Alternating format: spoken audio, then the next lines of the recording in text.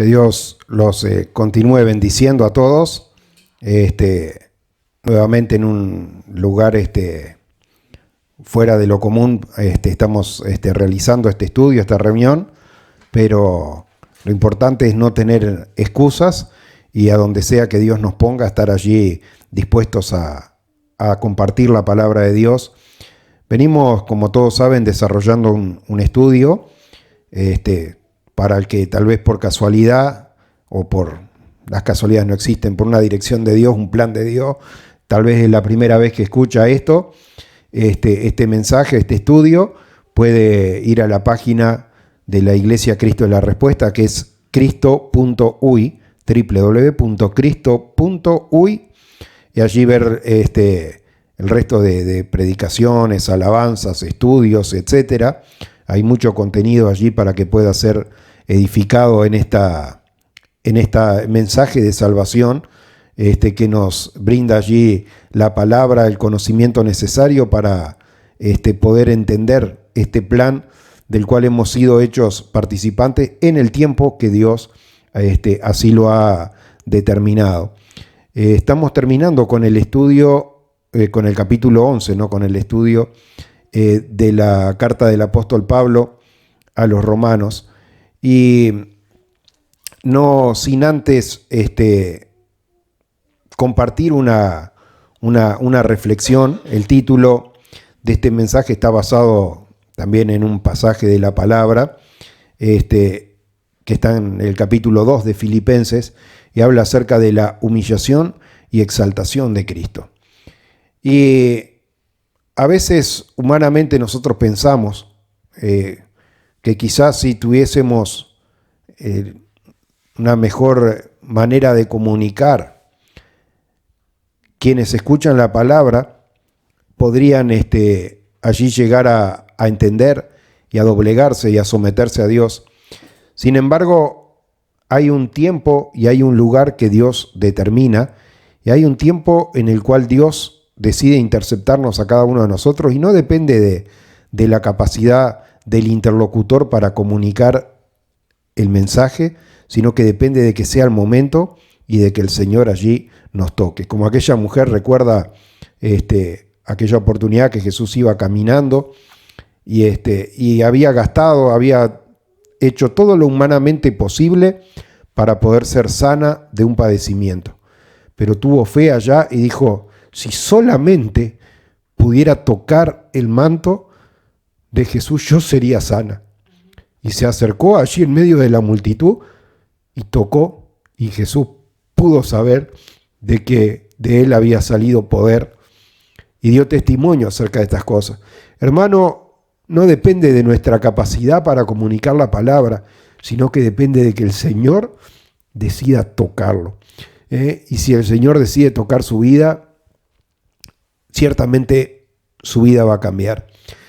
Muchas veces los tiempos modernos en que vivimos, y no ni siquiera los tiempos tan modernos, yo recuerdo de niño que íbamos a una escuelita, ¿no? Donde la hermana Gladys era siempre la maestra, adoctrinó a muchos niños allí, y para ayudarse en estos estudios tenía algunas láminas ilustradas que a veces nos transportan un poco más al tiempo para hacernos entender ciertas cosas. Pero eso también nos lleva a que en las mentes de las personas tenemos conceptos preconcebidos de cómo deben ser las cosas. Yo siempre, antes de indagar en la palabra, me imaginaba allí al apóstol Pablo como a Eliseo. ¿Sabe que Eliseo era una persona calva?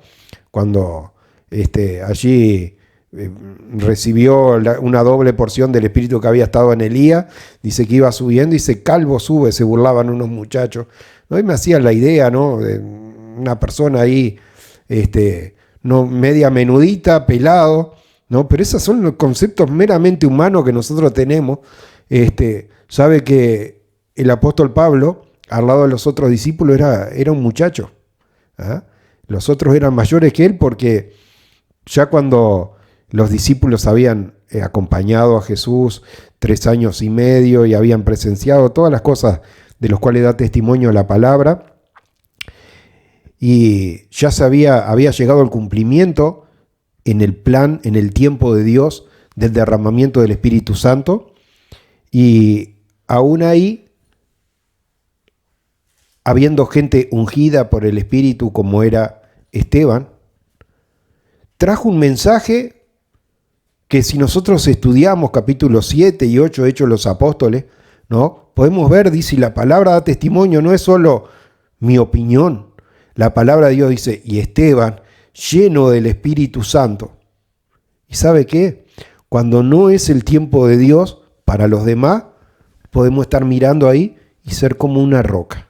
Estar totalmente insensible a la voluntad de Dios, porque ¿sabe quién estaba? Entre ese consejo de los que mataban, había un joven llamado Saulo, no era un veterano pelado, había un joven llamado Saulo que le guardaba la ropa para estar cómodos esto, como cuando alguien va a hacer un deporte, se saca la campera, se saca lo que lo incomoda. Bueno, acá el guardarropa de esta gente era un joven llamado Saulo. Escuchó el testimonio de Esteban, lleno del Espíritu Santo, y estuvo allí totalmente ajeno a eso. Y luego, hermano, nosotros podemos ver, dice, he trabajado más que nadie porque en su tiempo de ignorancia, él dio su voto para que Esteban fuera apedreado y participó de persecuciones y de tantas cosas. Y desde el punto de vista humano, él dice, soy el menos merecedor de esto, pero como hemos aprendido en la palabra, el Señor no vino a llamar a los que piensan que son buenos. No precisa de que nosotros hagamos un esfuerzo y hagamos las cosas humanamente. Cuando es el momento de Dios, el Señor nos tira al piso, para que no estemos en un espíritu de soberbia. Nos tira al piso, porque así empezó el apóstol Pablo. ¿Cómo empezó? No empezó exaltado. Empezó allí, desde el piso, y allí el Señor le habló. Dice, pero ¿quién eres, Señor? Porque antes de oída lo había oído, pero nunca había escuchado la voz del Señor. Leía y conocía la palabra de memoria mejor que nosotros. Y hermano, es así como también escuchando el último mensaje del pastor Renzo, que ya va a estar en la página de la iglesia esta tarde, si Dios así lo permite, pero ya está en YouTube, y decía, bueno, Pedro reconocía esta sabiduría que le había sido dada al apóstol Pablo, la cual comunicó y trabajó, hermano, con tanta dedicación, porque no era un llamamiento humano, no era una designación humana, sino que era un llamado que venía de lo alto. Y así, hermano, debemos aprender como esa mujer a estar expectante de llegar y estar recibiendo algo de Dios, y no venir como que ya estamos llenos, ya estamos saciados, ya no precisamos nada. Hay una canción que yo canto bastante seguido para los que escuchan las alabanzas, incluso creo que la grabé un par de veces, que dice, Softly and tenderly Jesus is calling. Tierno y amante Jesús nos invita. Oh pecadores, venid. Y yo, ¿sabes que me levanté temprano meditando en estas cosas, ¿no? Meditando en ese salmo, ¿no? Que dice que debemos entrar por sus atrios con alabanza y por sus puertas con acción de gracia. Y es algo que a veces, hermano, nos está fallando, nos está faltando, porque allí está Jesús llamándonos. Y sabe que mucha gente practica y hace cosas que no entiende y no saben por qué. Tal vez hoy popularizado por alguna película, alguien haya visto que hay una práctica, sobre todo los norteamericanos, son bastante famosos en celebrar un día que se llama el Día de Acción de Gracia, y allí hacen un pavo y se reúnen a un pavo relleno, que es la comida clásica que hacen ese día, que se dedican a reunirse en familia. Pero usted sabe de dónde surge eso. ¿Alguien tiene idea? Bueno, yo, sin entenderlo de chico, acompañaba a mi abuela a una fiesta en Valdense que hacían en la iglesia y se llamaba la fiesta de la gratitud. Y la fiesta de la gratitud no era nomás que se reunían y ¿gratitud a qué? Allí cada uno de los diferentes productores llevaba de los frutos de su cosecha y llevaban como para decir agradecidos por la bendición que Dios había dado. Y le hago una historia. Cuando yo era bastante más chico y estaba estudiando inglés, hubieron pasajes que me quedaron así, de palabras, frases que me quedaron armadas. Y una de las frases que habíamos estudiado era acerca del Día de Acción de Gracias, Thanksgiving Day. Y hacía la explicación, este pasaje, de cómo este día se empezó a practicar, por qué se empezó a practicar. Y decía, "The first pilgrims arrived to America in search of religious freedom." Los primeros peregrinos arribaron a América, no para hacerse la América como dice alguno, en busca de libertad religiosa, que no la tenían, porque usted sabe, hermano, que el pueblo protestante que no se conforma a las doctrinas de este mundo, sino que busca de ser fieles a Dios, fueron perseguidos, fueron muertos, fueron prendidos fuego, hermano, cualquier tipo de tortura sobre ellos. Y gentes como esta viajaron a América, ¿para qué? Para tener libertad religiosa. ¿Y sabe qué pasó? Esa frase no terminaba ahí, de que los primeros peregrinos vinieron a América en busca de libertad religiosa. Y vinieron y se quedaron, ¿no? Cuando uno abandona su casa, abandona la comodidad y se va a otro lugar, no sabe qué le espera el mañana. Pero ¿sabe qué? Seguía así el siguiente renglón que me acuerdo al día de hoy, 30 años después, 35 años después. "The harvest was better than expected." La cosecha fue mucho mejor de lo que esperaban. Y por eso se reunieron y festejaron el Día de Acción de Gracias.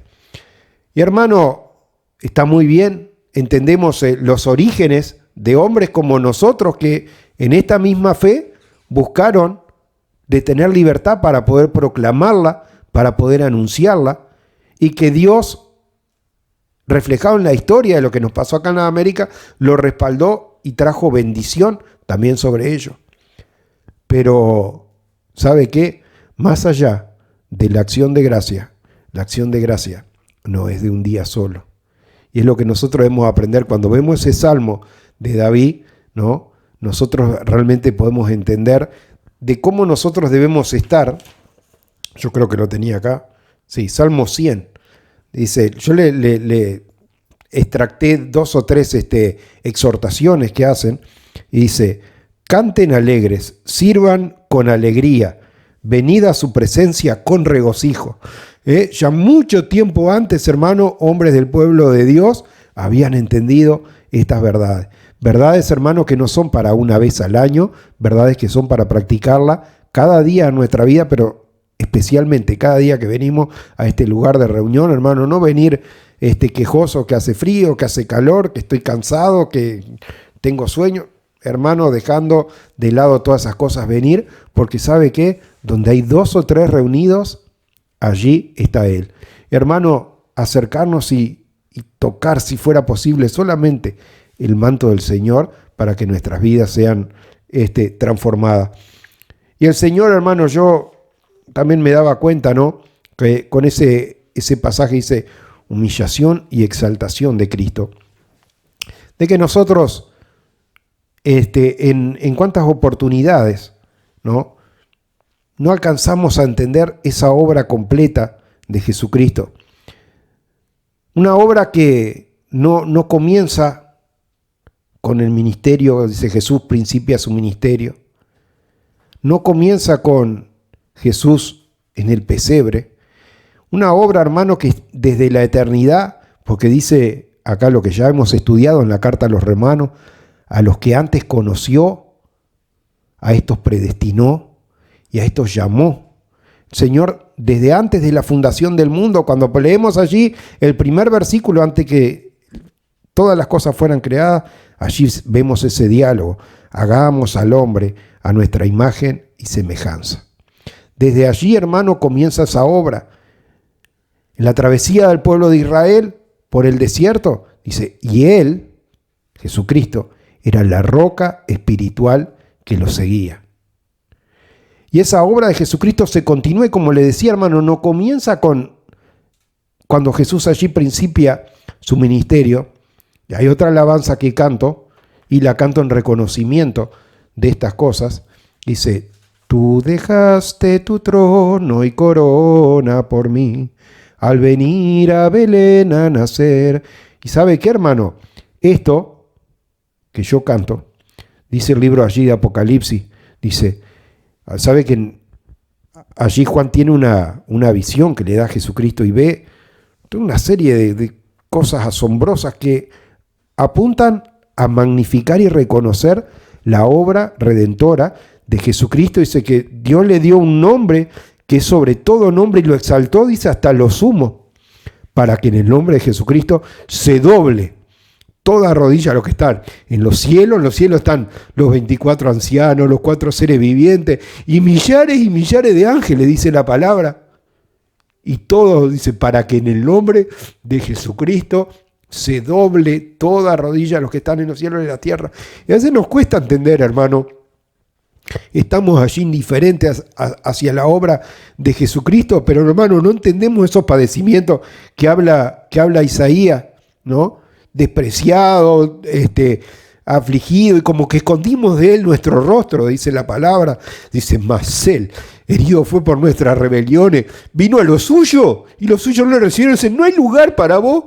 Allí tuvo que ir a dormir a un pesebre. Llegaba a los religiosos y allí estaban. Somos los grandes señores y no hay lugar en sus corazones para Jesucristo. Hermanos, que Dios nos humille como humilló allí al apóstol Pablo, para poder entender estas cosas, hermano, para poder tener un reconocimiento a esa obra de Jesucristo, una obra que dejó todo su lugar de gloria y de honra allí al lado del Padre para venir a padecer por nosotros, hermano. Esa obra de Jesucristo, yo cada vez que miro en la palabra y cada estudio que pasa, la veo más amplia, ¿no? Al principio como que uno veía allí, dice, bueno, de la cruz a la resurrección, y cada vez empezamos a ver que es mayor y mayor y mayor y mayor ese plan de salvación, como dice esa otra canción, tan ancho que no puede ir afuera, tan hondo que no puede ir abajo. Así, hermano, es el amor de Dios, así es lo que Él ha hecho por nosotros. Y sabe que para terminar el estudio de acá de Romanos, con el último versículo, vemos el apóstol Pablo. ¿Por qué era tan usado? Porque había entendido. Fíjese que generalmente Jesús enseñaba y repetía 2 veces las cosas para darle mayor énfasis, diciendo, de cierto, os digo tal cosa. Pero hermano, acá el apóstol Pablo, sin ser redundante, 4 veces nos está magnificando el mismo versículo, el nombre de Jesucristo, y termina el verso 34 diciendo, porque de Él, por Él, para Él son todas las cosas, a Él sea la gloria. 4 veces, hermano, por Él, de Él, por Él, para Él, a Él sea la gloria. Así que, hermano, yo quería compartir esto acá. Tal vez no es el estudio más convencional, pero lo importante, hermano, no es lo que nosotros creamos allí. Sabemos que la iglesia allí primitiva se convirtió también en una iglesia, en términos del pastor Renzo, un poco almidonada, ¿no? Cuando allí Felipe va a predicar y se convierte en un montón, mandaron a Pedro y a Juan allá a supervisar un poco. Y estos venían y que dice, informe a la iglesia, tuvieron que venir y dar cuenta de lo que había hecho. Pero ¿sabe qué? Cuando llegaron allá, se olvidaron de las roles, de los cargos de los hombres y todo lo demás, porque allí estaba la obra viva de Dios en aquel lugar. Había gente convertida, hermano, y el Espíritu Santo respaldaba esas cosas. Hermano, eso debemos aprender, dejar de lado todo las cosas que humanamente nos planteamos, de plantear un orden, decir esto va a ser así, esto va a ser así, vamos, iremos, hablaremos esto, haremos lo otro, lo que el Señor tenga para nuestras vidas, hermano, eso, y toda la gloria sea a Él y por Él. Que el Señor los bendiga a todos.